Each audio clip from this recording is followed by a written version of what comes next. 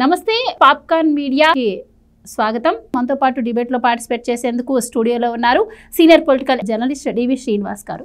నమస్కారం సార్. నమస్తే అమ్మా. కూటమి ప్రభుత్వం 3 నెలల తర్వాత రివ్యూ పెడతానని చెప్పి ప్రభుత్వం వచ్చిన కొత్తలో అని చెప్పింది. సో ఇలా ఎలాగూ వీళ్ళు 100 రోజుల రివ్యూ ఉంటుంది, 100 రోజుల పాలన గురించి బయటకు వస్తారని చెప్పి ముందే ప్రిపేర్ అయ్యి 100 అబద్ధాలు ప్రచారం చేయడం స్టార్ట్ చేసినట్టే కనిపిస్తుంది వైసీపీ. ఎందుకంటే ఇటు స్టీల్ ప్లాంట్ అంశం కావచ్చు, అలాగే బుడమేరు గురించి కావచ్చు, అలాగే ప్రభుత్వ మెడికల్ కాలేజీల గురించి కావచ్చు, ఇలా ఒక్కటిగా చెప్పుకుంటూ పోతే చాలా దుష్ప్రచారాలను స్టార్ట్ చేసింది. సో మరి గత వారం నుంచి చూస్తున్న విశాఖ స్టీల్ ప్లాంట్ అంశం బాగా ట్వీట్లు పెట్టడం కావచ్చు, సాక్షి మీడియాలో పేపర్లో ప్రచురించడం కావచ్చు, వాళ్ళు ధర్నాకి దిగుతున్నారు, వాళ్ళకి అన్యాయం జరుగుతోంది, అసలు చంద్రబాబు రివర్స్ తీసుకున్నారు ఆయన మాటలను, అధికారం వచ్చినప్పుడు వచ్చి నేను ఇస్తానని చెప్పారు, ఇప్పుడు మళ్ళీ ఆయన మాట తప్పుతున్నారని ప్రచారం చేయడం కావచ్చు, ఇవన్నీ చేసింది. సో ఇప్పుడైతే ఫైనల్గా కేంద్ర ప్రభుత్వం 2500 కోట్లు ఇస్తానంది. ఇప్పటికీ కూడా ఆ సీఎండి ఎవరైతే ఉన్నారో ఆయన కేంద్రం సంప్రదింపులు జరపలేదు, నాకు ఇస్తానని హామీ ఇవ్వలేదు. సో వీళ్ళు అక్టోబర్ నెల నుంచి కూడా ఈ కార్మికులందరూ దీక్ష చేయబోతున్నారని చెప్పి ఇప్పటికీ అవే మాటలు మాట్లాడుతోంది. సో మీరేం చెప్తారు సార్ దీని గురించి? స్టీల్ ప్లాంట్కి కేంద్ర ప్రభుత్వం ఆల్రెడీ ఒక 500 కోట్లు ఇచ్చింది 1 వీక్ బ్యాక్. ఇప్పుడు ఈరోజు రేపు మనకి ఒక 2500 కోట్లు ఇస్తోంది.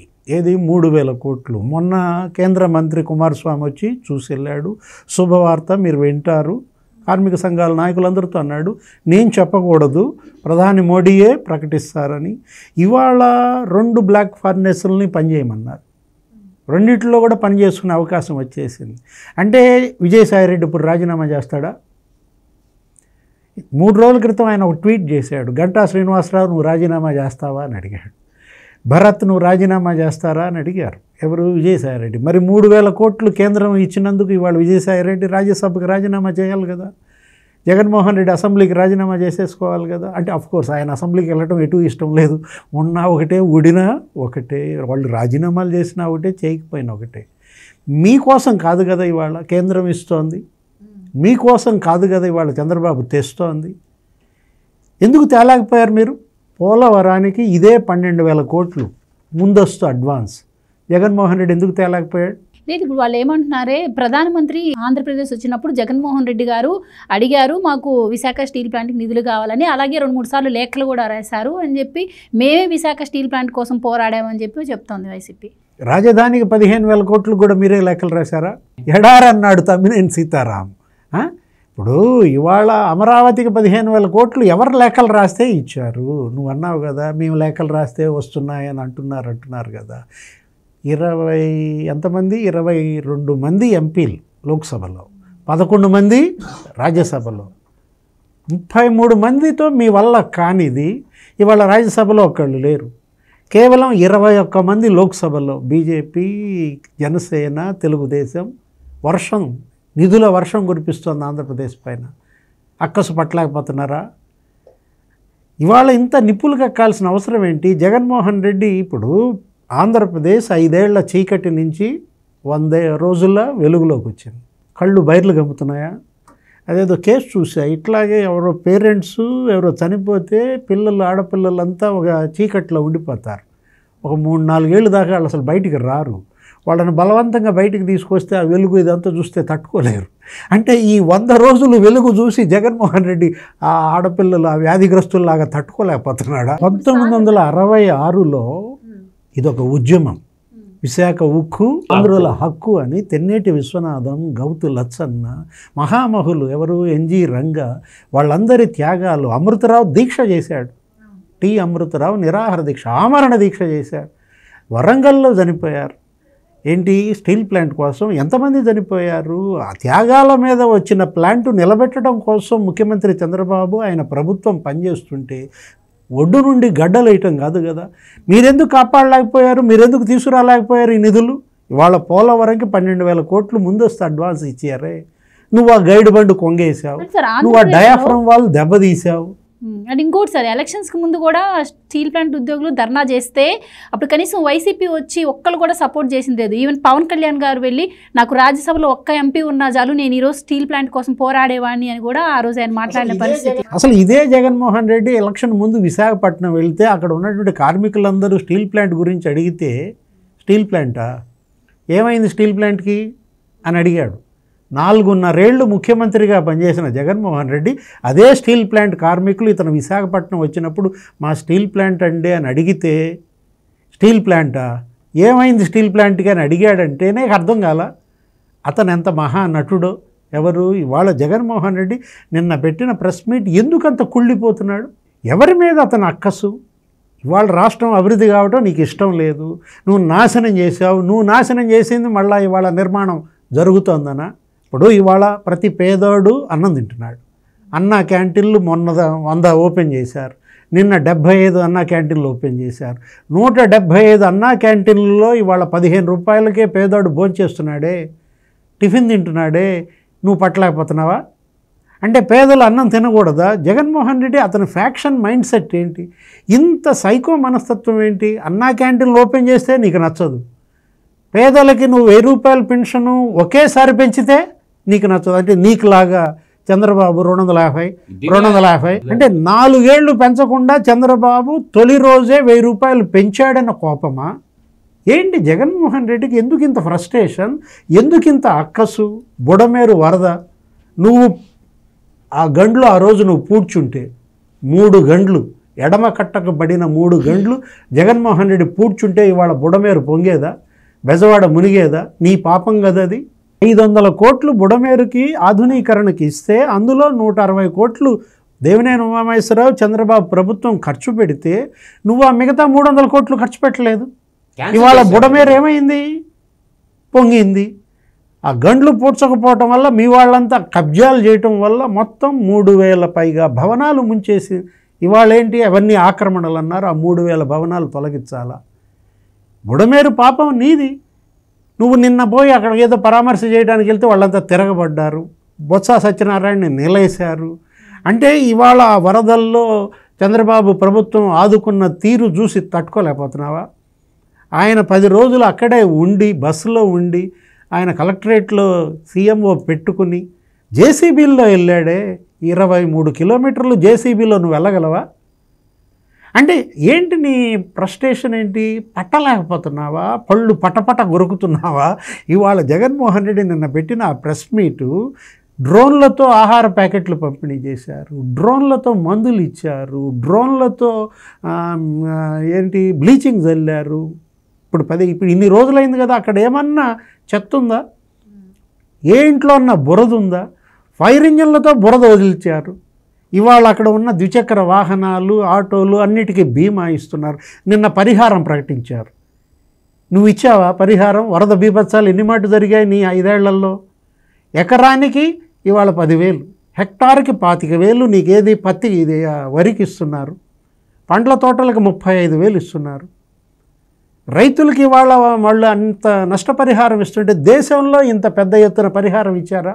నీ సొంత జిల్లా కడపలో అన్నమయ్య ప్రాజెక్టు ఈ యుద్ధం జరిగితే ఇందాకేదో ఆ బోటు ప్రమాదం, కచ్చులు, నువ్వు చేయలేనివన్నీ వీళ్ళు చేస్తున్నారు. నువ్వు చేసిన చెడంతా వీళ్ళు బాగు చేస్తున్నారు. నువ్వు పాడు పెట్టావు పోలవరం, ఆయన బాగు చేస్తున్నాడు.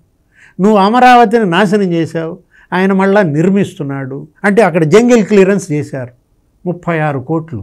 ప్రజలందరూ కూడా గుర్తించలేకపోయారు. అంటే దాడులు జరుగుతున్నాయంటే కప్పిపుచ్చుకునే ప్రయత్నం వైసీపీ చేసింది. కానీ ఇప్పుడు ఈ తిరుపతిలో అంశం ఏదైతే బయటపడిందో దీని తర్వాత ఆలోచిస్తే కూడా అవన్నీ రిలేటెడ్గా, అంటే హిందూ సమాజం మీద తీరని అన్యాయం జరిగింది అన్న విషయం అయితే ఇప్పుడు క్లియర్గా బయటకు వచ్చింది. దీనంతటికీ సమాధానం చెప్పాల్సిన వైవి సుబ్బారెడ్డి ఏమో నా మీద ఎంక్వైరీ వద్దు అంటున్నారు.